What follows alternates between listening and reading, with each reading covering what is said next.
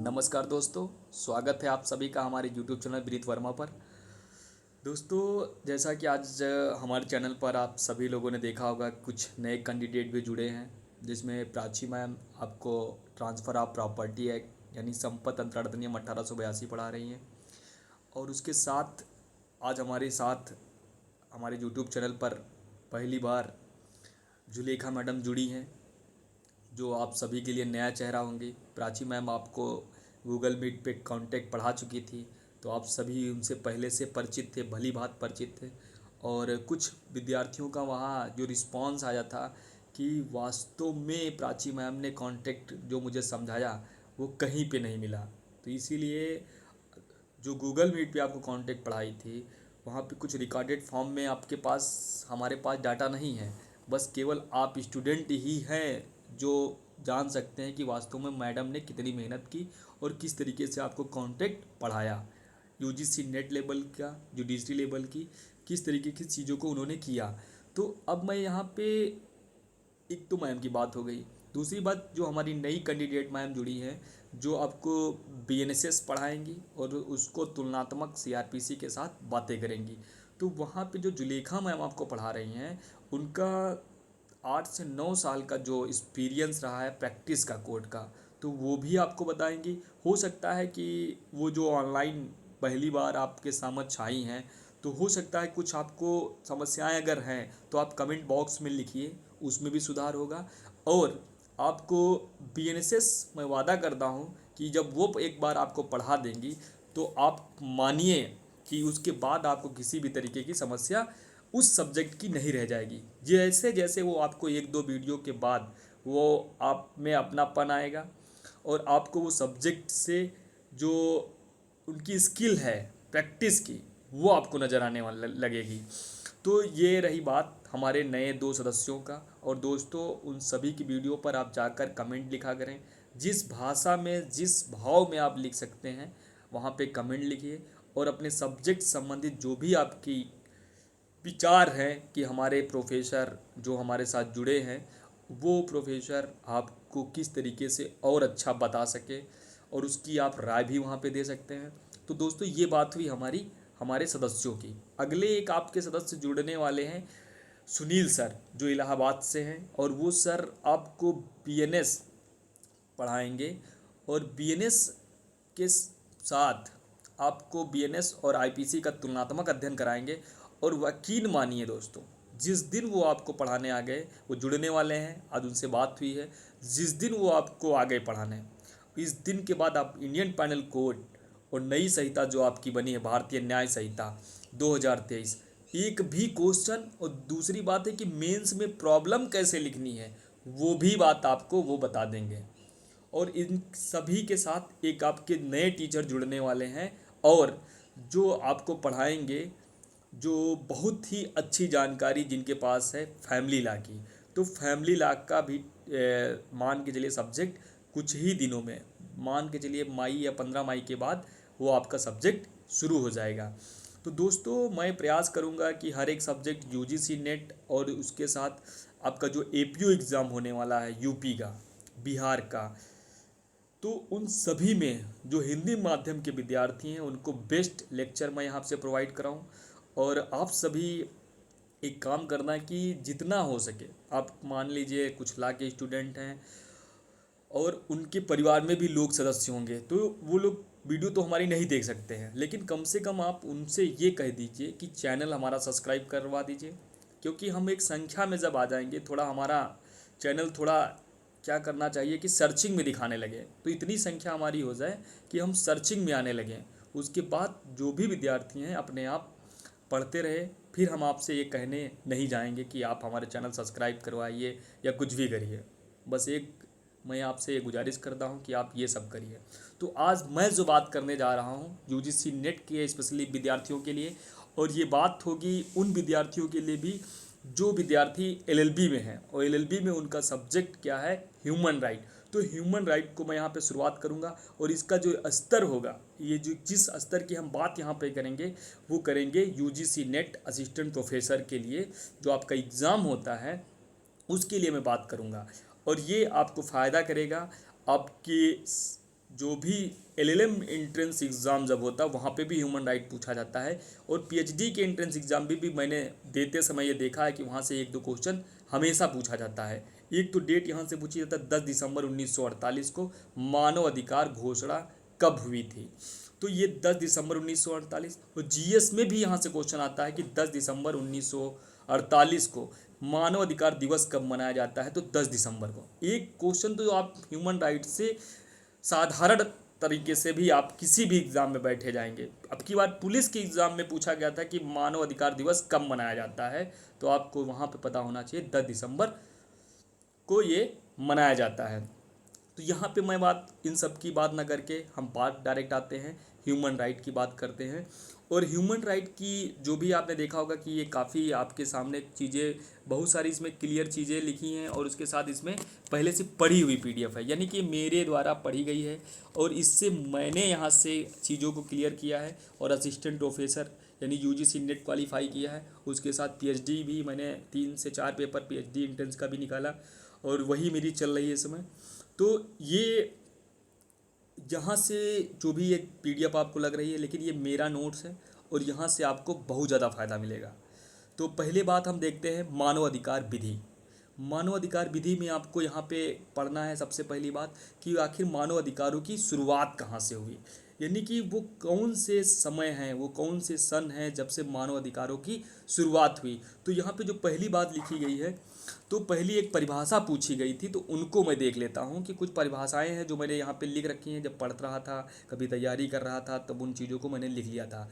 तो एक यहाँ पे बात आपने देखी होगी, जो पहली बात की गई है, आप समझ सभी के समझ, एक एक जो जुटता का अधिकार, जिसे आमतौर पर तृतीय पीढ़ी के मानव अधिकार के रूप में जाना जाता है, वैश्वीकरण की श्रृंखला पर क्या है, संकल्पना पर आधारित है। ये भी पूछा जाता है कि एकजुटता का अधिकार जो है आमतौर पर किस पीढ़ी का अधिकार माना जाता है। एकजुट रहने का अधिकार है जो वैश्विक रूप से एक संकल्पना पर जो आधारित है मानव अधिकार, ये किस पीढ़ी का अधिकार है, मतलब ये कौन सी पीढ़ी का अधिकार है। एकजुट रहने के, एकजुटता का अधिकार जो है वो तृतीय पीढ़ी का अधिकार है। फिर एक यहाँ पे आपने देखा होगा कि एक यहाँ पे मैं बात कर रहा हूँ, यहाँ पे जब आपने देखा होगा इस पीडीएफ में कि मैरी रॉबिन्स ने क्या कहा है। मैरी रॉबिन्स ने मानव अधिकार के बारे में ये पूछा गया आपसे कि मानव अधिकार लोगों के हृदय में अंकित हैं और वे विधि के निर्माताओं द्वारा की गई जो है प्रथम घोषणा के बहुत पहले से ही विद्यमान है। यानी कि मानव अधिकार जो है लोगों के हृदय में पहले से अंकित हैं, मतलब मानव अधिकार क्या है, लोगों के हृदय में पहले से अंकित हैं। वे जब विधि निर्माताओं द्वारा क्या की गई है, प्रथम घोषणा के बहुत पहले से ही विद्यमान थे। ये बात किसने कही है, ये बात मैरी रॉबिन्स ने कही है मानव अधिकार के संबंध में। तो दो बातें आपने देख ली मानव अधिकार में, एक तो है एकजुटता का अधिकार किस पीढ़ी का अधिकार है, तो ये तृतीय पीढ़ी का अधिकार है, वहाँ पे पूछा जाता है डायरेक्ट। और एक परिभाषा पूछी गई थी कि मानव अधिकार लोगों के हृदय में अंकित हैं और वे विधि निर्माताओं द्वारा की गई प्रथम घोषणा के बहुत पहले से ही विद्यमान है। ये बात किसने की थी, तो ये बात की थी मैरी रॉबिन्स ने। फिर हम अब देखते हैं जहाँ से हम चीज़ों को हटा रहे हैं, और मैं आपको जो अगली बात बताऊंगा ये आप देखते हैं कि अब हम इस पीडीएफ में जो बातें की गई वहाँ पे देखेंगे। और ये बात कही गई है कि मानव अधिकार शब्द का प्रयोग सर्वप्रथम अमेरिकी राष्ट्रपति रूजवेल्ट ने 16 जनवरी 1941 में किया गया। अगर आपसे कल से क्वेश्चन बन जाए अगर मानव अधिकार की कि मानव अधिकार शब्द का सर्वप्रथम प्रयोग किसने किया था, तो अमेरिकन राष्ट्रपति रूजवेल्ट ने 16 जनवरी 1941 में की थी। ये बात आपकी क्लियर हो गई। फिर बात करते हैं कि ऐतिहासिक रूप से मानवाधिकार की अवधारणा एवं विकास का प्रथम प्रमाण कब मिलता है, कि ऐतिहासिक रूप से मानवाधिकार घोषणा हुआ कैसे, मानवाधिकार आए कैसे, उसका प्रमाण पहली बार किसने कहाँ पे मिलता है, तो पहली बार हमें 1215 में, यानी 15 जून 1215 में मैग्ना कार्टा में मिलता है। और मैग्ना कार्टा है ब्रिटेन के जो तत्कालीन राजा थे उनके द्वारा ये दस्तावेज जारी किया जाता है। और मैग्ना कार्टा का अर्थ होता है अधिकार का महापत्र, अधिकार का महापत्र होता है, वो मैग्ना कार्टा कहलाता है। तो एक बात आपने देखा कि मानव अधिकार शब्द का सर्वप्रथम प्रयोग किसने किया, तो अमेरिकी राष्ट्रपति रूजवेल्ट ने की 16 जनवरी 1941 में। दूसरी बात है कि ऐतिहासिक रूप से मानव अधिकार की अवधारणा का प्रथम प्रमाण कब मिलता है, तो 15 जून 1215 में मिलता है। ये हो गई बात। दूसरी बात कही जाती है कि मैग्ना कार्टा के बाद 1628 के अधिकार प्रार्थना पत्र तथा 1800 जो है 69 के अधिकार पत्र मानव अधिकार से संबंधित दस्तावेज है। यानी मैग्ना कार्टा के बाद जो है अधिकार प्रार्थना पत्र और अधिकार पत्र, दो पत्र आए। 1628 में अधिकार प्रार्थना और 1669 के अधिकार पत्र मानव अधिकार से संबंधित दस्तावेज जारी किए गए। यानी 1500 की बात, 1500 जो आपने शुरुआत देखी है कि जो हुई है 15 जून 1215 मैग्ना कार्टा से, उसके बाद एक आया 1628 में अधिकार प्रार्थना पत्र और दूसरा आया 1869 के अधिकार पत्र के द्वारा। फिर हम देखते हैं कि फ्रांस की क्रांति के बाद 1789 से संविधान में मानवाधिकार को शामिल किए जाने की प्रथा प्रारंभ हुई। मतलब संविधान में मानवाधिकार को शामिल करने की प्रथा कब से मतलब लागू चालू हुई, तो ये हुई 1789 से प्रथा स्टार्ट हुई। अगर आपसे कल से क्वेश्चन पूछा जाए कि मानव अधिकारों को शामिल करने की प्रथा कब से शुरू हुई, तो ये बात शुरुआत हुई 1789 से। फिर आगे हम देखते हैं कि संयुक्त राज्य अमेरिका ने सन 1791 में प्रथम 10 संशोधनों द्वारा नागरिकों को मानव अधिकार प्रदान किए थे। अगर क्वेश्चन कल पूछा जाए कि संयुक्त राज्य अमेरिका ने मानव अधिकार कब प्राप्त किए, तो 1791 में प्रथम 10 संशोधनों द्वारा मानव अधिकारों को क्या किया, प्रदान किया अमेरिका ने अपने यहाँ संविधान के द्वारा। फिर आयरलैंड में 1921 में और जर्मनी में 1933 में, भारत में 1950 में संविधान में मानव अधिकारों को शामिल किया गया। अगर बात कल से क्वेश्चन अगर मैचिंग करने का आएगा, और यूजीसी ने 101% पूछेगा आपसे मैचिंग कि 1791 दे देगा, फिर दे देगा 1921, फिर देगा आपको 1933 और फिर देगा 1950, फिर आपको देगा अमेरिका, आयरलैंड, जर्मनी और भारत। फिर मैचिंग करेगा कि कहाँ पे मानवाधिकार जो है संविधान में कब कब आए। तो 1791 में आपको मानना होगा कि अमेरिका में, 1921 में आयरलैंड में, 1933 में जर्मनी में, 1950 में भारत में। अगर कहीं क्वेश्चन बना तो आपको सही करना है। फिर आगे हम देखते हैं कि मानव अधिकार वे अधिकार हैं जो प्रत्येक मनुष्य को केवल इस आधार पर मिले हैं कि उसे मनुष्य के रूप में जीवित रहने के लिए। यानी मानव अधिकार व्यक्ति को क्यों मिले हैं? मानव अधिकार वे अधिकार हैं जो प्रत्येक मनुष्य को केवल इस आधार पर मिले हैं कि उसे मनुष्य के रूप में जीवित रहने के लिए मिले हैं। ये भी बात आपकी क्लियर हो गई। फिर मैं बात करता हूँ आगे अंतर्राष्ट्रीय स्तर पर मानव अधिकारों के विकास के बारे में। हम देखते हैं अंतर्राष्ट्रीय स्तर पे क्या है। तो अंतर्राष्ट्रीय स्तर पर मानव अधिकार का विकास कैसे हुआ, हम सारे पॉइंट देखते हैं। अंतर्राष्ट्रीय स्तर पर मानव का विकास संधियों के माध्यम से हुआ। प्रथम विश्व युद्ध के बाद अंतर्राष्ट्रीय समुदाय ने मानव अधिकार के संबंध में दिलचस्पी लेना प्रारंभ किया। अंतर्राष्ट्रीय स्तर पर मानव अधिकार के संबंध में सर्वप्रथम स्थापित जो शांति स्थापना लीग नामक संस्थान का गठन किया गया और सन 1920 में राष्ट्र संघ का गठन किया गया। परंतु ये प्रक्रियाएं अंतर्राष्ट्रीय स्तर पर निरर्थक साबित हुए। मतलब अंतर्राष्ट्रीय स्तर पर पहली बार मानवाधिकार की जब शुरुआत हुई तो संधियों के द्वारा हुई। फिर प्रथम विश्व युद्ध के बाद अंतर्राष्ट्रीय समुदाय ने इसमें दिलचस्पी लेना प्रारंभ किया। फिर शांति स्थापना लीग की स्थापना हुई और फिर 1920 में राष्ट्रीय संघ का गठन किया गया। ये बातें हुई अंतर्राष्ट्रीय स्तर पर मानवाधिकार के विकास से संबंधित। फिर हम बात करते हैं कि संयुक्त राष्ट्र का मानवाधिकार के विकास एवं उसके क्रियान्वयन में क्या योगदान रहा। यानी कि contribution of United nation in the development and implementation of human right. किस तरीके से संयुक्त राष्ट्र का मानवाधिकार के विकास में क्रियान्वयन और योगदान क्या रहा, उनको देखते हैं सारे पॉइंटों की। कि वास्तविक अर्थों में मानवाधिकार का सार्वभौमिकरण द्वितीय विश्व युद्ध के बाद प्रारंभ हुआ। द्वितीय विश्व युद्ध के बाद अमेरिका के तत्कालीन राष्ट्रपति रूजवेल्ट ने 1941 में मानवाधिकार के संबंध में 4 मूलभूत स्वतंत्रताओं का उल्लेख किया। अगर कल क्वेश्चन बन के आ जाए कि जो रूजवेल्ट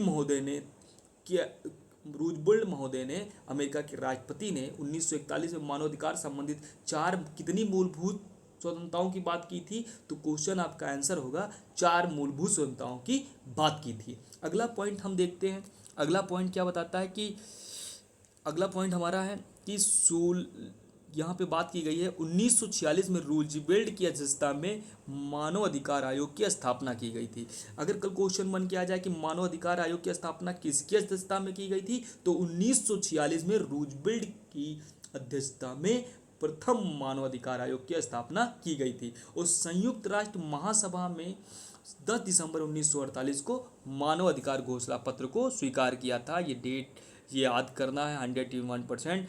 क्या है 10 दिसंबर, क्या है आपकी 10 दिसंबर 1948 मानवाधिकार दिवस। सभी को याद कर लेना है, एक साथ हमारे साथ ही यहाँ पे याद कर लेंगे। और 10 दिसंबर को ही मानवाधिकार दिवस घोषित किया गया। यह आपको पहले ही भाई मैंने बात बता दी।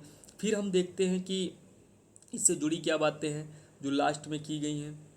तो लास्ट में जो बात की गई है कि मानव अधिकारों के संरक्षण के संबंध में संयुक्त राष्ट्र द्वारा किए गए प्रयास मतलब सबसे ज़्यादा प्रयास किसने किया, तो संयुक्त राष्ट्र संघ ने। फिर हम देखते हैं कि कुछ बातें जो हैं हमने यहाँ पे लिख रखी हैं, उनको मैं देख लेता हूँ इसी पेज पे, क्योंकि एक एक बात जो भी इस पेज में लिखी गई है वो बहुत इम्पोर्टेंट है। और ये मेरा खुद की जो नोट्स है, उस खुद के नोट्स में भी ये बातें हमने लिखी है, तो वास्तव में कहीं वो पूछी गई ही होगी तभी हम लिखेंगे, ऐसे कोई बात हम यहाँ पे लिख रहे हैं। तो यहाँ पे हम जो तिरछी लाइन में यहाँ पे जो हाईलाइट करके लिखे हैं कि मानव अधिकार आयोग की स्थापना आर्थिक एवं सामाजिक परिषद द्वारा फरवरी जो है 1946 में की गई है। मतलब ये क्वेश्चन पूछा गया है कि मानव अधिकार आयोग की स्थापना कब की, किसने की है, तो ये किया है आर्थिक एवं सामाजिक परिषद द्वारा फरवरी 1946 में। अगर क्वेश्चन पूछा जाए कि मानव अधिकार आयोग की स्थापना किसने किया, तो आर्थिक एवं सामाजिक परिषद ने फरवरी 1946 में किया। फिर हमने देखा कि यहाँ पे मैंने लिख के रखा है कि 2006 15 मार्च जो है प्रस्ताव संख्या जो इसका था, ये क्या हुआ 2006 में 15 मार्च को ये क्या बन गई, एक जो बैठक हुई और 30 जून 2006 को ये क्या हो गई, मानव अधिकार परिषद बन गई 15 मार्च को। यही जो मानव अधिकार आयोग था वो 15 मार्च 2006 को क्या बन गई, आपकी मानव अधिकार परिषद। फिर हम आगे जब मैं इनके संबंधित बात करता हूँ, जो हम देख रहे थे राष्ट्र संघ का विकास कैसे संयुक्त राष्ट्र संघ ने किया, तो चार्टर के अंतर्गत मानवाधिकार के संबंध में को महत्वपूर्ण स्थान दिया गया है। चार्टर की प्रस्तावना यानी संयुक्त राष्ट्र चार्टर की बात की जा रही, चार्टर की प्रस्तावना में मानवाधिकार के मौलिक अधिकारों के प्रति विश्वास प्रकट किया गया है, विश्वास प्रकट किया गया है। और क्या किया गया है, और आप देखते होंगे कि और बात की गई है कि संयुक्त राष्ट्र एक महत्वपूर्ण उद्देश्य है कि मानवाधिकारों को तथा मौलिक स्वतंत्रताओं के बिना जाति, भाषा, लिंग और धर्म के आधार पर विभेद को प्रोत्साहन करता है। और फिर इसका जो आर्टिकल मैं बता रहा हूँ, यहाँ पे जो आर्टिकल की बात की गई है, ये आर्टिकल आपके सामने है, जो बात करता है यूएनओ चार्टर के अनुच्छेद 55 में प्रावधान किया गया कि स्थायित्व तथा आंतरिक दशाएं उत्पन्न करने हेतु संयुक्त राष्ट्र का कर्तव्य है कि वह जाति, लिंग, भाषा अथवा धर्म के भेदभाव के बिना मानवीय अधिकारों तथा मौलिक स्वतंत्रताओं के सार्वभौमिक आदर और उनके पालन करेंगे। यानी संयुक्त राष्ट्र चार्टर का एक तो प्रस्तावना मानवाधिकार संबंधित अधिकार के विश्वास प्रकट करती है, दूसरा बात है कि उद्देशिका में जाति, लिंग, भाषा और धर्म के आधार भेदभाव को भी एक तरीके से जो क्या कि नहीं किया जाएगा। फिर यूएन चार्टर जो है आर्टिकल 55 भी क्या करता है कि स्थायित्व प्रदान करता है और भेदभाव को एक तरीके से हटाता है। फिर इसका आर्टिकल हम देखते हैं कि 56 भी यही बात करता है, जो इसका आर्टिकल है वो 56 बात करता है कि संयुक्त राष्ट्र के सभी सदस्यों ने संकल्प लिया है कि वे अनुच्छेद 55 में वर्णित उद्देश्यों को प्राप्ति के लिए संस्था के सहयोग से पृथक तथा संयुक्त कार्रवाई करें। इस प्रकार दोनों अनुच्छेदों के अंतर्गत सदस्य राज्यों के मानवीय अधिकारों के संबंध में दायित्व है। यही मत अंतर्राष्ट्रीय न्यायालय ने दक्षिण अफ्रीकावाद 1974 में अपने सलाहकारी मत में कहा। यानी कि जो 55 में जो भी बातें वर्णित हैं उन बातों का पालन करना अनुच्छेद 56 में बताया गया है। और यही बात अंतर्राष्ट्रीय न्यायालय ने 1974 में अपने सलाहकारी मत में व्यक्त कर दिया था। और फिर संयुक्त राष्ट्र चार्टर जो मानवाधिकार से जुड़ा है उसका आर्टिकल है 62। ये क्या कहता है कि संयुक्त राष्ट्र चार्टर के आर्थिक तथा सामाजिक परिषद के अनुच्छेद 62 के अंतर्गत मानवीय अधिकारों तथा मौलिक स्वतंत्रताओं को प्रोत्साहित करने के विषय में अधिकार प्रदान किए गए हैं। आर्थिक तथा सामाजिक परिषद इस विषय पर कमीशन नियुक्त कर सकती है। मतलब किस विषय पर? मानवाधिकार संबंधित जो काम करने का अधिकार दिया गया है आर्थिक और सामाजिक परिषद को आर्टिकल 72 में। ये बात क्लियर हो गई। और आर्थिक तथा सामाजिक परिषद कमीशन नियुक्त कर सकती है, ये बात कही गई है अनुच्छेद 68 में। यानी कि आपको मानवाधिकार से संबंधित जो संयुक्त राष्ट्र चार्टर का आपका जो भी आर्टिकल याद करना है, एक तो उद्देशिका, दूसरा आर्टिकल 55, तीसरी बात आपको आर्टिकल 56 और जो आर्टिकल उसके बाद 62 और 68। फिर हम बात करते हैं कि उपरोक्त प्रावधानों के अतिरिक्त यूएनओ के चार्टर के प्रांसीय प्रजाति का दायित्व है कि वह मानवाधिकार तथा मौलिक स्वतंत्रताओं को प्रांसीय क्षेत्रों में लागू करने का प्रयास करें। यानी 76(3) जो है प्रांसीय प्रजाति के उत्तरदायित्व तो वहाँ पर लागू करने की बात करता है। फिर मानवाधिकार की घोषणा की बात की जाती है। ये अगला जो हमारा हेडिंग है और यहाँ पे बात की जा रही है कि मानवाधिकार की सार्वभौमिक घोषणा। तो आप सभी को पता है कि 10 दिसंबर 1948 को मानवाधिकार की सार्वभौमिक घोषणा हुई थी। यहाँ पे हम बात करेंगे कि देखिए क्या बात की गई है। यहाँ पे बात की गई है कि 1948 में महासभा द्वारा मानवीय अधिकारों की सार्वभौमिक घोषणा पारित की गई थी और न्यायमूर्ति जो आपके लेटर पैड के अनुसार यह विश्व की एक महत्वपूर्ण घटना थी। इस घोषणा में 30 अनुच्छेद हैं जिनमें विस्तृत रूप से मानव अधिकारों की उल्लेख किया गया है। यानी कि जो मानवाधिकार घोषणा हुई उसमें अनुच्छेदों की संख्या अगर कभी पूछी जाए आपकी तो उसमें 30 है। और ये एक विधिशास्त्री हैं, यानी अगर कोई आपसे कल क्वेश्चन बन के आ जाए, क्योंकि यूजीसी नेट का कोई भरोसा नहीं है, ये बात तो मैं एकदम सच बता रहा हूँ, यूजीसी नेट का कोई भरोसा नहीं कब कहाँ से क्वेश्चन पूछा जाए। अगर क्वेश्चन कल पूछा जाए कि लेटर पैड के अनुसार यह विश्व की एक महत्वपूर्ण घटना है, अगर कल क्वेश्चन आए कि मानवाधिकारों की विश्व की एक महत्वपूर्ण घटना किसने कही है, तो आपको याद रखना होगा कि न्यायमूर्ति लेटर पैड ने ये बात कही। क्लियर? फिर इसमें अनुच्छेदों की संख्या 30, ये सभी को पता है। फिर अनुच्छेदों को मैचिंग करने से यहाँ से क्वेश्चन आता है कि आप अनुच्छेदों को मैच करिए। तो मैचिंग करने के लिए आपको कुछ अनुच्छेद हैं जो याद करना होगा और मैं आप विश्वास मानिए आपको मेरे साथ पढ़ते ही ये अनुच्छेद याद होने वाले हैं। पहला आपका जो अनुच्छेद यहाँ पे है, पहला जो अनुच्छेद है वो कहता है कि मनुष्य के प्राकृतिक अधिकारों के आधार को स्वीकार किया गया है। यानी कि सबसे पहली बात कही गई है कि मनुष्य के प्राकृतिक अधिकारों के आधार को स्वीकार किया गया है। पहले अनुच्छेद में क्या किया गया है कि प्राकृतिक अधिकारों के आधार को स्वीकार किया गया। तो नेचर को पहली बार सभी लोग, जैसे आपने जूरिस्प्रूडेंस पढ़ा उसमें भी नेचुरल विचारधारा पहला आपकी विचारधारा थी, तो इसी तरीके से पहला आर्टिकल जो बात करता है प्राकृतिक अधिकारों के आधार को स्वीकार किया गया है। दूसरा आर्टिकल क्या कहता है कि अनुच्छेद 2 में व्यक्ति को स्वतंत्रताओं का अधिकारी बताया गया है तथा धर्म, भाषा, जाति, वर्ण आदि के आधार पर वर्गीकरण को मान्यता न देने की बात कही गई। सबसे पहली बात नेचर प्राकृतिक अधिकारों को स्वीकार किया गया। दूसरी में व्यक्ति की स्वतंत्रताओं को अधिकारी बताया गया है और धर्म, भाषा, जाति, वर्ण यानी 4 आधार हैं। एक तो धर्म, दूसरी भाषा, तीसरी जाति और वर्ण के आधार पर वर्गीकरण करने की मान्यता नहीं दी गई है। ये बात कहाँ कही गई है? आर्टिकल 2 में क्या बात की गई है? स्वतंत्रताओं का अधिकारी है व्यक्ति और उससे किसी भी तरीके से धर्म, भाषा, जाति, वर्ण के आधार पर विभेद नहीं किया जाएगा। फिर आर्टिकल 3 क्या कहता है? आर्टिकल 3 कहता है कि व्यक्ति को प्राण तथा दैहिक सुरक्षा का अधिकार होगा। यानी कि पहली बात प्राकृतिक अधिकार, दूसरी बात व्यक्ति की स्वतंत्रता का अधिकारी है, तीसरी बात क्या बताई गई है तीसरे आर्टिकल में?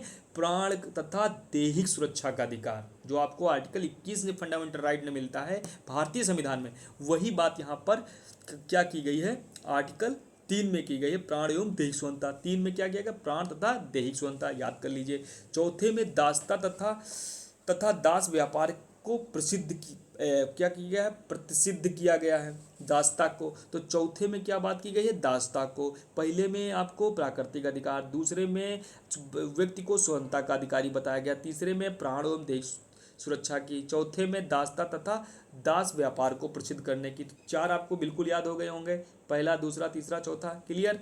पांचवें में देखिए क्या है, चार चार हमको याद करना, जो सेट हमको याद करना है चार चार को।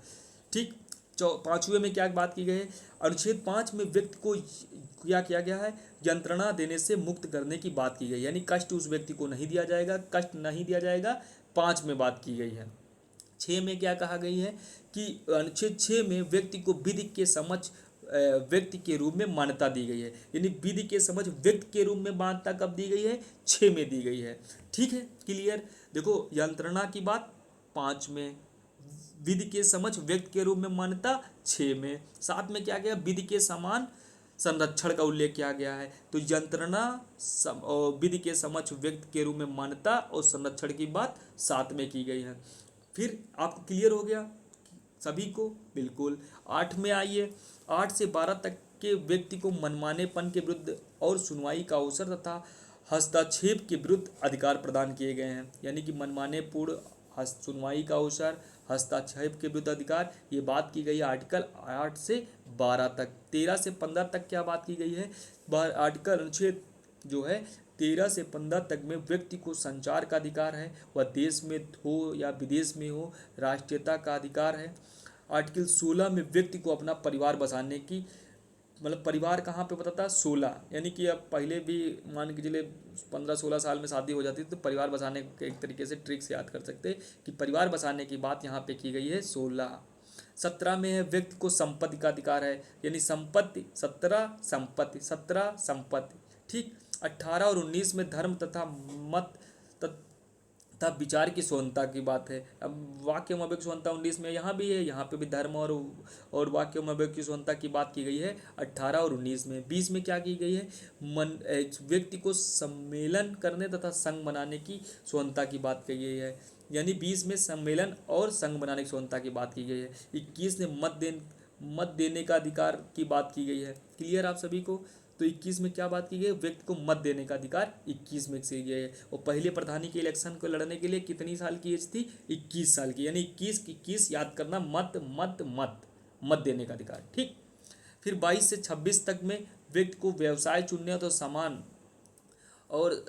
कार्य के लिए समान वेतन की बात की गई है 22 और 26 में। 27 में क्या बात की गई है कि व्यक्ति को सांस्कृतिक कला और साहित्य के संबंध में स्वतंत्रताएं हैं, 27 में सांस्कृतिक कला और साहित्य के संबंध में। 28 में क्या है कि व्यक्ति को सामाजिक तथा अंतर्राष्ट्रीय व्यवस्था में हकदार बनने का अधिकार दिया गया है। आर्टिकल 29 में व्यक्ति के सामाजिक व्यवस्था तथा संबंधित कर्तव्यों का वर्गीकरण किया गया है।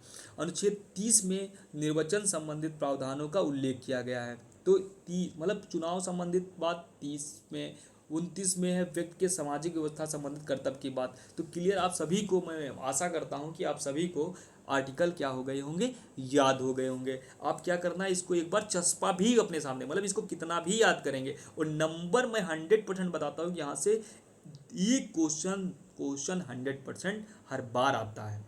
मानव अधिकार आयोग से भी आ जाता है, मानव अधिकार परिषद से भी आ जाता है, लेकिन ये क्वेश्चन आर्टिकल से मैचिंग करने के लिए 101%। अगर आपका सपना जीआरएफ है, अगर आप जीआरएफ निकालना चाह रहे हैं, तो आपको छोटे छोटे जितने भी एक्ट हैं उन सभी के आर्टिकल याद करना है। और अंदर भले ही आपको कुछ नहीं पता, प्रोविज़न क्या है कुछ नहीं पता, लेकिन आर्टिकल आपको रटे होने चाहिए। तो अब अगली हम बात करेंगे मानव अधिकार संयुक्त राष्ट्र कमीशन की बात। तो मानव अधिकार संयुक्त राष्ट्र कमीशन 1964, मानव अधिकारों के संयुक्त राष्ट्र कमीशन को संयुक्त राष्ट्र की आर्थिक तथा सामाजिक परिषद ने फरवरी 1964 में स्थापित किया था। इसमें सदस्यों की संख्या 53 सदस्य थी और चयन 3 वर्ष के लिए होता था, और ये क्या करता था, सत्र वर्ष में एक बार करता था।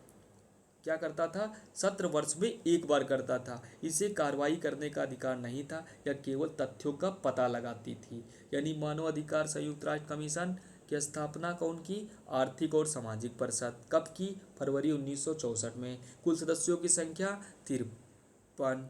कितने वर्षों के लिए होता था, 3 वर्षों के लिए होता था। सत्र कितना करता था, वर्ष में एक करता था।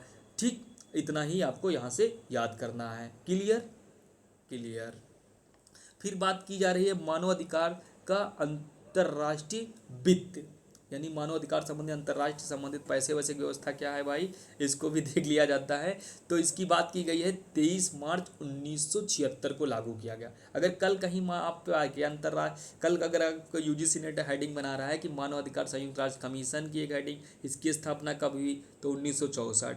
मानव अधिकार वित्त की स्थापना कब हुई 23 मार्च 1976। फिर आ गया मानव अधिकार घोषणा कब हुई। अगर ऐसे मैचिंग आए तो ये डेटे भी आपको ईयर याद करना है। जय JRF तभी होगा जब आप इन सनों को भी ध्यान में रखेंगे। यहाँ इतना भी ध्यान रखेंगे कि सर ने पहले किसकी बात की थी, बाद में किसकी बात की थी, तब भी आपका काम हो जाएगा। फिर मैं बात करता हूँ मानव अधिकार अंतर्राष्ट्रीय वित्त की। इसमें क्या बातें हैं कि मानव अधिकारों की घोषणा संबंधित ये काम वित्त काम करता है।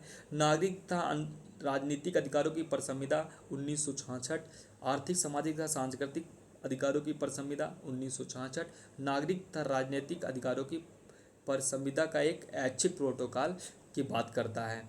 फिर हम बात करेंगे मानव अधिकार के संबंध में अन्य महत्वपूर्ण अभिसमय। ये अभिसमय मैचिंग करने के लिए पूछा जाता है आपको। ये बहुत अच्छी बात है कि ये जो मेरे पास जो भी ये PDF है, इस PDF में प्रोटोकॉल आपको एक साथ मिल जाएंगे और जो प्रोविज़न है अलग अलग विधियों में जहाँ से मैचिंग करने क्वेश्चन ह्यूमन राइट से आता है वो भी आपको यहाँ पे मिलेगा। एक बात यहाँ पे मैंने देखो मानव अधिकार के संबंध में अन्य महत्वपूर्ण अभिसमय तो आपके पास पहला अभिसमय मैं बात कौन सा करता हूँ, जनवध के अपराध को रोकने तथा दंडित करने पर अभिसमय। यानी जनवध को रोकने तथा दंडित करने संबंधित जो अधिनियम है अभिसमय है वो कौन सा है, कब का है, 1951 का। दूसरा क्या है कि सभी प्रकार के जातीय भेदभाव को समाप्त करने का अंतर्राष्ट्रीय अभिसमय क्या है, 1969 का। मतलब किसी भी तरीके का जातीय अगर भेदभाव है उसको मिटाने संबंधित जो अभिसमय है वो 1969 का है।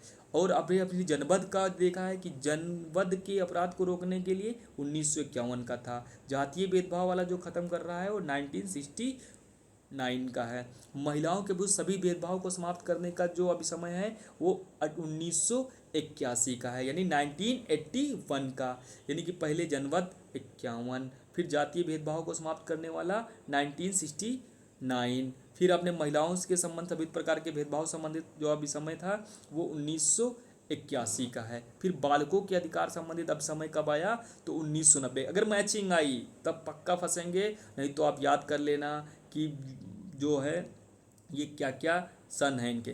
तो बालकों के अधिकारों का अभिसमय कब का है, 1990 का। फिर विस्थापित कर्मी तथा उनके परिवारों के सदस्यों के अधिकारों को संरक्षण संबंधित अभिसमय ये एक है आपका। आतंकवाद के लिए वित्त प्रदान करने के दमन के लिए अंतर्राष्ट्रीय अभिसमय कब का है, 1999। यानी कि लास्ट वाला आपका जो है 1999 का है जो आतंकवाद से संबंधित है। पहला आपने देखा था कि युद्ध जनवध से संबंधित 1951 का था। तो ये आपको 101% याद करके जाना है। आप मेरी वीडियो को रोक कर ये सारे एक ईयर के साथ ये अभिसमय लिख लेना। क्वेश्चन अगर बने तो आपका JRF यहीं से रुकेगा अगर ये क्वेश्चन नहीं आप सही कर पाएंगे। ये क्वेश्चन आप सही करेंगे तो आपका JRF नेट तो छोड़िए, JRF आपका नहीं रुकने वाला है। यहाँ पे मैंने एक बात लिखी है जो नीले पेन से आपको दिख रही होगी बाएं साइड में। विश्व मानव अधिकार सम्मेलन कब हुआ था, 1993 में। ये क्वेश्चन आपसे पूछा गया था। जब मैंने इसको कभी पढ़ा होगा तब इसको मैंने लिखा है कि विश्व मानव अधिकार सम्मेलन कब हुआ, 1993 में। तो याद कर लेना एक बार इसी के साथ कि विश्व मानव अधिकार सम्मेलन कब हुआ, 1993 में। क्लियर आप सभी को। फिर मैं बात करता हूं अगले पॉइंट पे कि मानव अधिकारों के लिए संयुक्त राष्ट्र फंड की स्थापना कब हुई, तो 18 दिसंबर 1992 को क्या हुआ, मानव अधिकारों के लिए संयुक्त राष्ट्र फंड की स्थापना की गई। फिर मैं बात करता हूं कि संयुक्त राष्ट्र महासभा ने एक स्वैच्छिक मानवाधिकार न्यास फंड को स्थापित करने की घोषणा की। इस फंड द्वारा पीड़ितों को सहायता पहुंचाने की बात की जाती थी। क्लियर आप सभी को। फिर अगला जो हम बात पढ़ेंगे, अगली बात जैसे आपने सबसे पहले तो मैं जो इतना मैं लिखा हूँ उसको तो ज़रूर पढ़ लेना है आपको, क्योंकि लिखा मेरा बहुत आता है। पिछली बार के विद्यार्थियों ने जो भी मुझसे पढ़े थे गूगल मीट पे उनसे आप नहीं मैं मिला सकता हूँ, नहीं तो जब जिस दिन मुझे मौका मिला अपनी नौकरी से तो मैं आपको ज़रूर एक बार मिलाऊँगा। उनसे पूछ लेना गूगल मीट पे मैंने जिन जिन बातों को किया वहाँ से क्वेश्चन बना। और वो सारे अब तो इस समय पढ़ाने लगे हैं सब। नेट निकालने के बाद एक बच्चे का जीआरएफ भी हुआ था, तो वो सब बहुत अच्छा पैसा इस समय कमा रहे हैं। ये नहीं कि उनका जो रिजल्ट नहीं निकला तो उनका सपना टूटा है, वो सब असिस्टेंट प्रोफेसर हैं इस समय, चाहे वो प्राइवेट ही कॉलेज में क्यों नहीं पढ़ा रहे हैं। तो यहाँ पे मैं बात कर रहा हूँ जो हमने ऊपर लिख के रखा है, 2D में बात की गई है।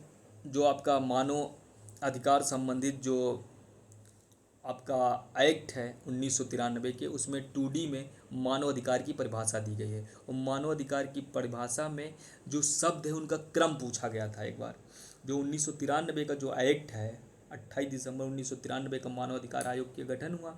और इसी एक्ट में मानव अधिकार संबंधी जो अधिनियम है 1993 के, इसी की धारा 2D में मानव अधिकार की परिभाषा दी गई। यानी ये परिभाषा भी पूछी गई कि मानव अधिकार की परिभाषा कहाँ दी गई है, तो 2D में दी गई है। और यहाँ पे जो शब्दों का क्रम है, प्राण, स्वतंत्रता, समानता और व्यक्ति की गरिमा, ये 4 वर्ड हैं। इन चारों वर्ड का क्रम पूछा गया था। तो पहले कौन है? प्राण, फिर है स्वतंत्रता, फिर है समानता, फिर है व्यक्ति की गरिमा। क्योंकि व्यक्ति का जब प्राण बचेगा तभी वो स्वतंत्र होगा, तभी वो समानता की बात करेंगे और तभी व्यक्ति की कोई गरिमा काम आएगी। तो यानी प्राण, स्वतंत्रता, समानता और व्यक्ति की गरिमा, ये वर्ड आपको याद रखना है। फिर मैं बात करने जा रहा हूँ मानव अधिकार आयोग की। मानव अधिकार आयोग में सदस्यों से क्वेश्चन पूछा जाता है और योग्यताओं से पूछा जाता है यहाँ से क्वेश्चन। तो मानव अधिकार संरक्षण अधिनियम 1993 को बंधों को सफल क्रियान्वित करता था, उसके लक्ष्यों को फलीभूत हेतु अधिनियम की धारा 3 में राष्ट्रीय मानव अधिकार आयोग की गठन किया गया। अगर क्वेश्चन पूछा जाए कि राष्ट्रीय मानव अधिकार आयोग के गठन कहाँ व्यवस्था की गई है, तो धारा 3 में की गई है। अभी लास्ट में मैंने मानव अधिकार आयोग के कुछ पेजों को मैंने लगाया है जिसमें मैंने ड्राफ्ट बनाया है और आपको समझा दूंगा। लेकिन धारा 3 में अभी यहाँ पे याद करना कि मानव अधिकार अधिनियम कब का है, 1993 का। एक बार क्वेश्चन पूछा गया मानव अधिकार आयोग, महिला आयोग, अल्पसंख्यक आयोग, और सारे को मैचिंग के दे दिया। तो यानी कि हमको ये भी एक्ट का केवल नाम और ईयर याद हो जाता है, तब भी हमारा यूजीसी नेट में क्वेश्चन बन जाता है। तो यानी कि सीरियस होकर पढ़ना है। तो मानव अधिकार संरक्षण अधिनियम कब का है? 1993 का, ये भी याद करना है। ऐसा नहीं है बहुत छोटी बात है, लेकिन वहाँ पे भूल जाता है। अधिनियम की धारा 3 में राष्ट्रीय मानव अधिकार आयोग की गठन की बात की गई है। तो राष्ट्रीय मानव अधिकार आयोग की संरचना केंद्रीय सरकार करेगी। इसमें निम्नलिखित सदस्य होंगे। कौन कौन सदस्य होंगे? धारा 3(5) के अनुसार अध्यक्ष या सभापति जो सुप्रीम कोर्ट का मुख्य न्यायमूर्ति रहा हो, एक सदस्य जो सुप्रीम कोर्ट का न्यायाधीश है या रहा हो, एक सदस्य जो हाई कोर्ट का न्यायमूर्ति है या रहा हो। 2 सदस्यों की नियुक्ति ऐसे व्यक्तियों में से की जाएगी जिन्हें मानव अधिकार का व्यवहारिक ज्ञान है। यानी कि एक व्यक्ति जो अध्यक्ष बनेगा वो सुप्रीम कोर्ट का न्यायमूर्ति रहा हो, एक सदस्य जो सुप्रीम कोर्ट का न्यायाधीश है या रहा हो, फिर एक व्यक्ति जो हाई कोर्ट का मुख्य न्यायमूर्ति हो रहा हो उसको बनाया जाएगा। 2 व्यक्ति ऐसे होंगे जिनको मानव अधिकार का व्यवहारिक ज्ञान होगा। यानी कि आपने देखा कि जो 2 तो सुप्रीम कोर्ट के सदस्य होंगे, एक जो अध्यक्ष बनेगा, एक सदस्य बनेगा, एक हाई कोर्ट का होगा जो मुख्य न्यायमूर्ति होगा, और जो 2 सदस्य होंगे जिनको मानवाधिकार का व्यवहारिक ज्ञान होगा। तो क्लियर यहाँ तक के धारा 2(3)(5) में ये बात कही गई और ये सदस्यों की कुल संख्या आपकी हो गई यो 5। क्लियर। फिर आगे हम देखते हैं कि मानव अधिकार आयोग के सदस्यों की नियुक्ति की एक समिति द्वारा की जाएगी जिसमें निम्न सदस्य होंगे। यानी कि एक समिति होगी, उसके द्वारा ही इसका जो क्या किया जाएगा, गठन किया जाएगा। तो यहाँ पे जो समिति है उस समिति में लोग कौन कौन से होंगे? तो पहला व्यक्ति होगा प्रधानमंत्री जो अध्यक्ष होगा, दूसरा व्यक्ति होगा लोकसभा का अध्यक्ष, और तीसरा होगा जो है गृह मंत्री, और चौथा होगा लोकसभा में विपक्ष का नेता, और पांचवा होगा राज्यसभा का उपाध्यक्ष। यानी प्रधानमंत्री जी होंगे, लोकसभा के अध्यक्ष जी होंगे, गृह मंत्री साहब होंगे, लोकसभा के विपक्ष का नेता होगा और राज्यसभा का उपाध्यक्ष होगा। यानी कि ये भी जो व्यक्ति होंगे ये भी कुल संख्या में कितने हैं? एक तो प्रधानमंत्री, दूसरा लोकसभा, तीसरा गृह मंत्री और विपक्ष का नेता और राज्यसभा का जो है ये भी संख्या में 5 होंगे। यानी 5 लोगों की एक समिति होगी जिसके द्वारा क्या किया जाएगा, मानवाधिकार के सदस्यों का चयन किया जाएगा। फिर बात की जाती है कि राष्ट्रीय मानवाधिकार आयोग के अध्यक्ष की पद ग्रहण से 5 वर्ष या 70 वर्ष की आयु तक होता है। यानी कि अगर आयु से क्वेश्चन बने कितने वर्ष इनकी आयु होती है तो 70 वर्ष होती है, और इनका कार्यकाल जो होता है 5 वर्ष का होता है। ठीक, फिर सदस्यों की पदावधि पद ग्रहण से 5 वर्ष होगी और 5 वर्ष के बाद दोबारा पुनः नियुक्त हो सकते हैं, यानी पुनः भी इनकी नियुक्ति हो सकती है, ये भी बात की गई। अधिनियम की धारा 6 के अनुसार आयोग के अध्यक्ष या सदस्य कार्यकाल की समाप्ति के पश्चात केंद्र या राज्य सरकार द्वारा किसी पद पर नियोजन नहीं किया जाएगा। यानी एक धारा 6 कहती है कि आयोग के अध्यक्ष या सदस्य जब कार्यकाल उनका समाप्त हो जाएगा तो वो केंद्र सरकार या राज्य सरकार के किसी भी पद पर नियोजन के लिए अयोग्य होगा। अरे भैया 70 साल तक आप वहाँ बैठे हो, काम किए हो, उसके बाद भी किसी पद पर रखा जाएगा? तो धारा 6 कहती है कि किसी भी तरीके से नहीं रखा जाएगा। धारा 5 की बात फिर से कही गई है कि धारा 5 के अंतर्गत आयोग के सदस्यों को हटाए जाने से संबंधित भी उपबंध धारा 5 में, यानी हटाया जाने की बात भी कहाँ की गई है? धारा 5 में की गई है। इसके अतिरिक्त राष्ट्रीय अध्यक्ष या किसी सदस्य को आदेश द्वारा निम्नलिखित में से किसी को हटा सकती है। किस तरीके से हटा सकती है? दिवालिया अगर व्यक्ति हो गया है। बी क्या कहता है कि अपने पद की अवधि में अपने पद के कर्तव्यों के अतिरिक्त रोजगार करने लगा है, तब उसको हटाया जा सकता है। मस्तिष्क या शारीरिक रूप से अयोग्य हो गया है, किसी सक्षम न्यायालय द्वारा अस्वस्थ चित्त घोषित हो गया है, किसी अपराध में सिद्ध दोष हो गया है। यानी 5 आधार हैं, एक तो दिवालिया हो गया हो, रोजगार करने लगा हो, मस्तिष्क या शरीर की अयोग्यता हो गई हो, सक्षम न्यायालय द्वारा अस्वस्थ चित्त घोषित कर दिया गया हो, या सिद्ध दोष हो गया हो किसी मामले में, अनैतिक रूप से वो राष्ट्रपति के मत में अनैतिक है, तब भी उसको हटाया जा सकता है। फिर हम देखते हैं राष्ट्रीय मानवाधिकार आयोग के कृत्य तथा शक्तियाँ क्या हैं। मानवाधिकार संरक्षण अधिनियम 1993 के अध्याय 3 में आयोग के कृत्य और शक्ति दी गई है। अगर क्वेश्चन कल पूछा जाएगा मानवाधिकार के आयोग के कृत्य तथा शक्तियाँ कहाँ पे दी गई हैं, तो अध्याय 3 में दी गई हैं। अधिनियम की धारा 12 के अनुसार आयोग निम्नलिखित सभी या उनमें से कोई कार्य संपादित कर सकता है। क्या काम कर सकता है? स्वतः या पीड़ित व्यक्ति द्वारा मानवाधिकार के उल्लंघन या उसके दुष्प्रेरण या किसी लोक सेवक द्वारा ऐसे उल्लंघनों को रोकने में उपेक्षा याचिका पर जांच और मानवाधिकार के उल्लंघन के आरोप से संबंधित किसी ऐसी कार्रवाई में से ऐसे न्यायालय की अनुमति से हस्तक्षेप करना तो न्यायालय में वाद लंबित है। ये सारी बात, यानी कि अब देख लेना, यहाँ से क्वेश्चन पूछा नहीं जा रहा फिलहाल, तो आप लोग अगर देखना चाह रहे हैं तो इसको देख सकते हैं, लेकिन यहाँ पे क्वेश्चन नहीं पूछा जाता है। यहाँ पे एक केस की बात करी गई है। उच्चतम न्यायालय ने परमजीत कौर बनाम पंजाब राज्य 1999 के वाद में कहा है कि आयोग इस न्यायालय के द्वारा जारी किए गए निर्देशों के अनुसार में कार्य करेगा तथा इस अधिनियम के अधीन काम नहीं करेगा जिसके अंतर्गत इसका गठन गया। आयोग कैसे काम करेगा? ये परमजीत कौर बनाम पंजाब राज्य के मामले में कहा गया कि न्यायालय जो भी निर्देश जारी करेगा उस तरीके से काम करेगा, ना कि इस अधिनियम के अंतर्गत जो गठन किया गया उस तरीके से। यह बात किस में कही गई? तो परमजीत कौर बनाम पंजाब राज्य के मामले में। फिर जांच से संबंधित शक्तियां कहाँ पे दी गई हैं? तो मानव अधिकार संरक्षण अधिनियम की धारा 13 के अंतर्गत शक्तियों की जांच करने के संबंध में आयोग को वो सारी शक्तियां हैं जो एक सिविल न्यायालय को प्राप्त हैं।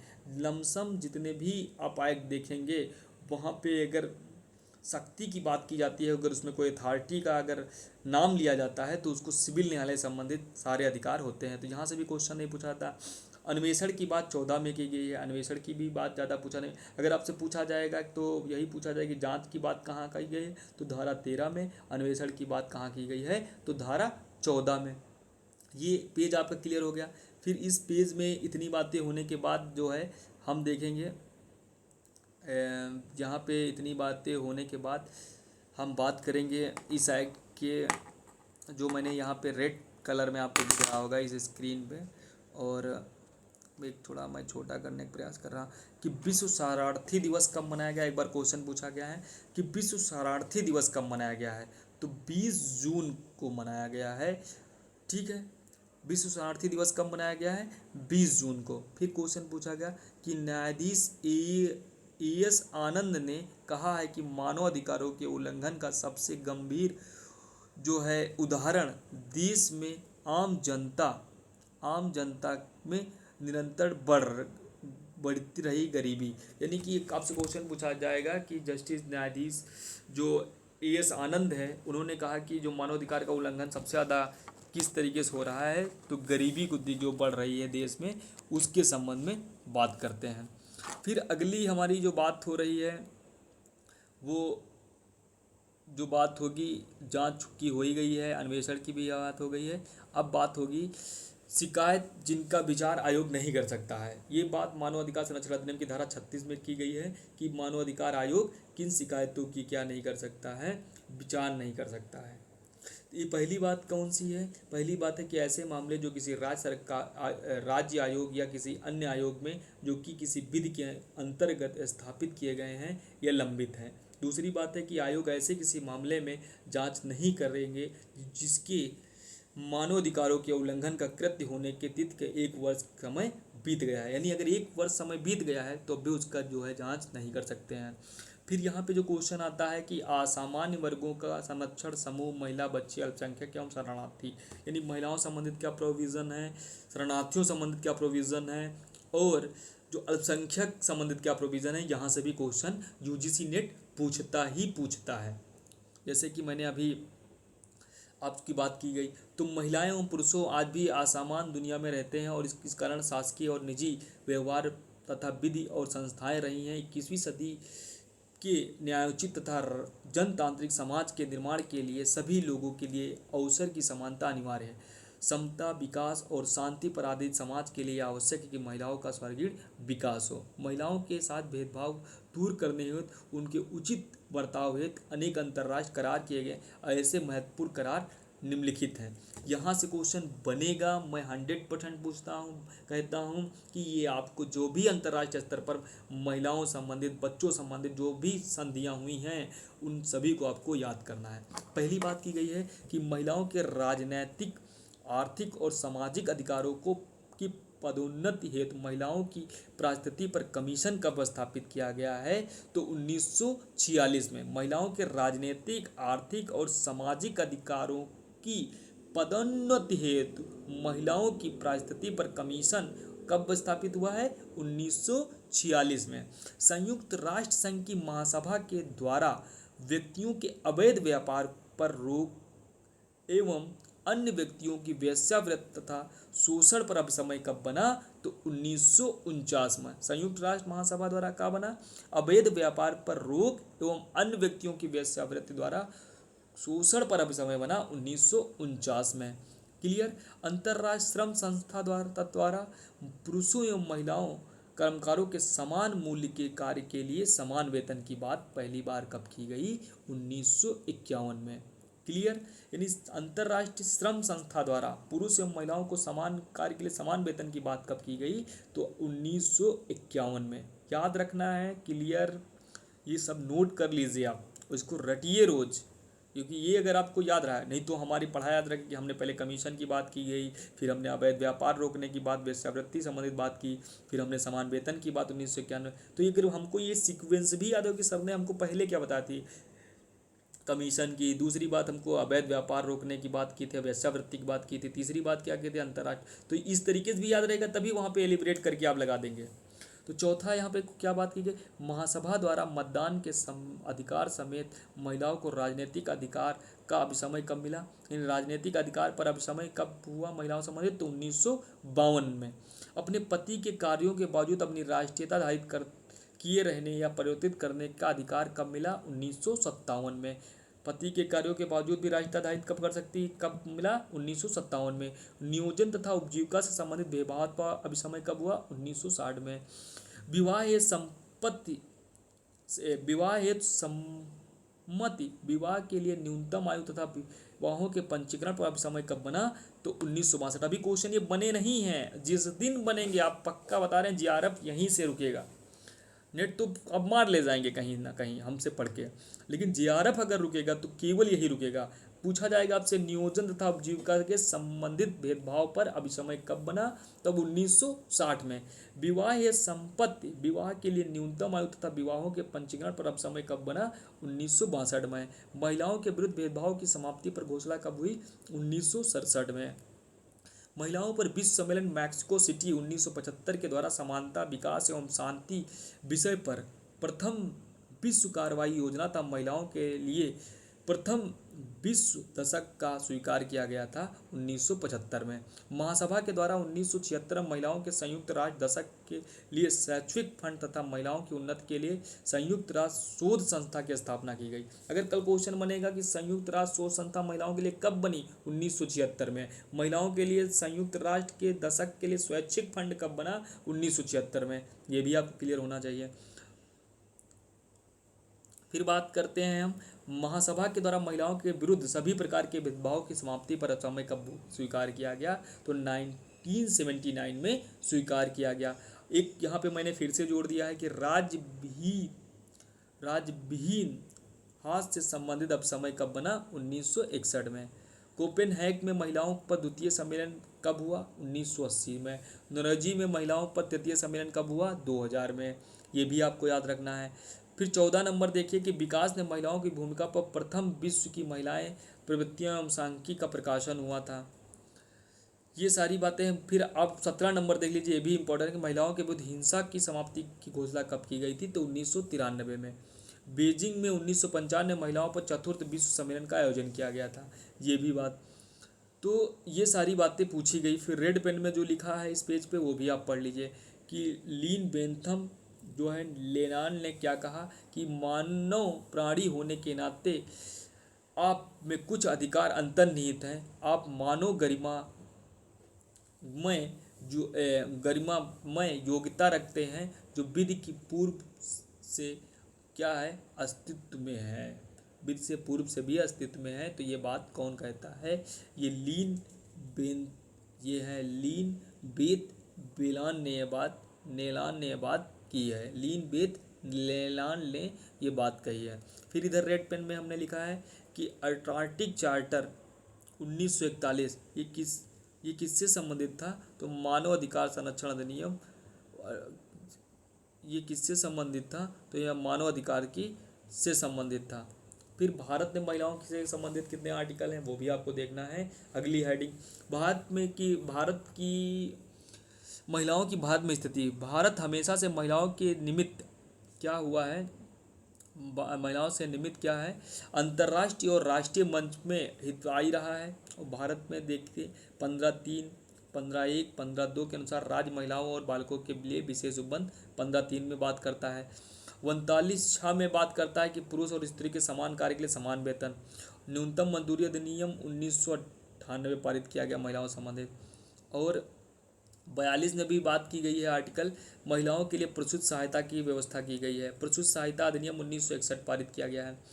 वो दहेज प्रतिषेध अधिनियम 1961 पारित किया गया। अनैतिक व्यापार अधिनियम 1956 पारित किया गया है। स्त्री का अशिष्ट प्रस्तुतिकरण अधिनियम 1986 है। सती निवारण अधिनियम 1987 का है। बाल विवाह अवरोध अधिनियम 1929 का है। गर्भ का चिकित्सा समापन अधिनियम 1971 का। राष्ट्रीय महिला आयोग अधिनियम 1990 का है। यानी कि ये सारे अधिनियम याद कर लेना, मैं बता रहा हूँ, कसम है आप सब लोग ये याद करके जाना। 101% यहाँ से क्वेश्चन बनता है और गलत ही होता है।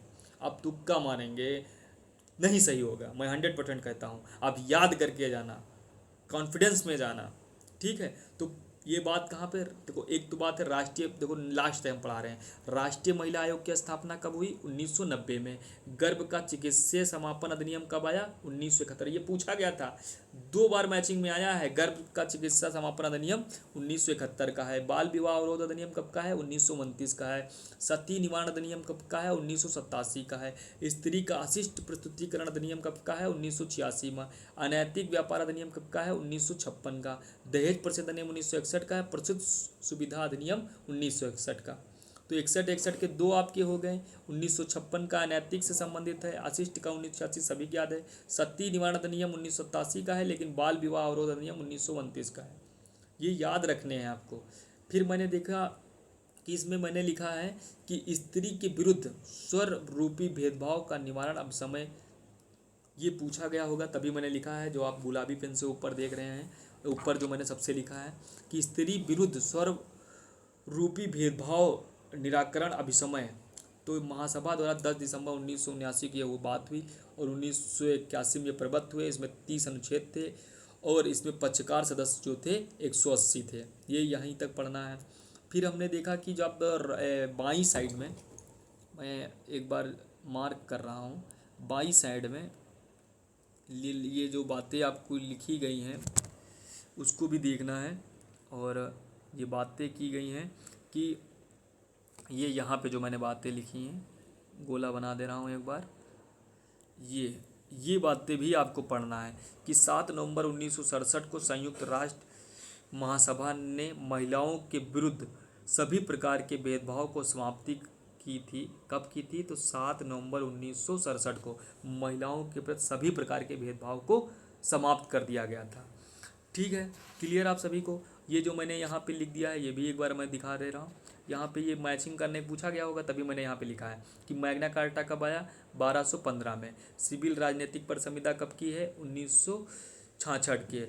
और ह्यूमन राइट जो डिक्लेरेशन हुआ 1948 में। बाल अधिकार अब समय 1989 का। बिल ऑफ राइट्स कब का है? 1689 का। फ्रांस ने कब अपनाया था फंडामेंटल राइट? 1789 है। ये मैचिंग के लिए आया होगा तभी मैंने यहाँ पे लिखा। फिर महिलाओं का आपने देख लिया, फिर बच्चों का हम देख लेते हैं कि बच्चे अंतर्राष्ट्रीय स्तर पर बच्चों के अधिकारों के संरक्षण का विकास जो है 1924 में राष्ट्रसंघ के तत्वाधान में किया गया, प्रारंभ हुआ था। ठीक है, जब बच्चों के अधिकारों में जिनेवा घोषणा पत्र अंगीकृत किया गया था। बालक के अधिकारों पर अब समय संयुक्त राष्ट्र संघ की महासभा द्वारा बालकों के अधिकार संबंधी घोषणा 1959 के अनुसार 20 नवंबर 1989 को अंगीकृत किया गया और 2 सितंबर 1990 को प्रवृत्त हुआ, जिसमें कुल 54 अनुच्छेद थे। तो बालकों के अधिकारों की घोषणा 1959 कानूनी रूप से बाध्यकारी नहीं था। इसके परिणाम स्वरूप बच्चों के अधिकारों का समय 1989 पारित हुआ, जो 2 सितंबर 1992 को प्रवृत्त हो गया। इस समय इस अधिनियम में 192 राज्य पक्षकार है। UNICEF, United nation children fund बच्चों के अधिकार एवं कल्याण से संबंधित क्या है? संगठन है। यूनिसेफ संयुक्त राष्ट्र का एक अभिन्न अंग है, किंतु अर्ध स्वयंशासी अंग है। यह 121 विकासशील देशों में काम कर रहा है। इसका कार्यकारी बोर्ड 41 सदस्य है। यूनिसेफ के बारे में इसका मतलब कार्यकारी बोर्ड में कितने सदस्य हैं? 41 हैं। 121 देशों में काम कर रहा है, ये भी याद करना है। और ये बालकों के अधिकार से संबंधित संगठन है। यूनिसेफ का काम क्या है ये भी तुम्हें पता है। फिर बच्चों संबंधी भारतीय विधि में क्या स्थिति है? तो आपने देखा होगा कि बालकों के कल्याण के प्रति भारत की प्रतिबद्धता पहले से बनी हुई है। विशेष प्रावधान है 15(3) में, 29 में, 39 में और 45 में। और बाल श्रम प्रतिषेध अधिनियम 1986 का है। कारखाना ये एक्ट यहाँ से पूछे गए हैं। ये तो मैचिंग करने के लिए पूछा ही गया है। मैं सच में बता रहा हूँ कि बहुत इंपॉर्टेंट मैंने यहाँ पे डाटा लाया हूँ। शायद ही आपको एक जगह पे ह्यूमन राइट्स से संबंधित इतना डाटा मिले। एक तो यहाँ पर वाणिज्य पोत अधिनियम कब का है? 1959 का है। कब का है? 1959 का है, 58 का है। और खान अधिनियम 1952 का है। और जो है कारखाना अधिनियम 1998 का है। तो आपको सबसे पहले छोटा वाला याद करना है। खान पहले हैं 1952, फिर वाणिज्य पोत है 1958, फिर बाल श्रम प्रतिषेध विनियमन 1986 और कारखाना अधिनियम 1998 का। आप सीरियल से लिखेंगे, किताब में यहाँ पे थोड़ा ऊपर नीचे लिख दिया गया, लेकिन आपको पहले खान अधिनियम लिखना है, फिर वाणिज्य पोत लिखना है, फिर आपको बाल श्रम प्रतिषेध विनियमन अधिनियम 1986 लिखना है, फिर कारखाना अधिनियम 1998। लास्ट में कारखाना अधिनियम है, सबसे पहले खान अधिनियम है। इतना भी अगर याद करेंगे तब भी वहाँ पे क्वेश्चन हो जाएगा। फिर आपका न्यूनतम मजदूरी अधिनियम 1976 की भी बात पूछी गई है मैचिंग में। ये भी आपको याद रखना कि न्यूनतम मजदूरी अधिनियम कब का है? 1976 का।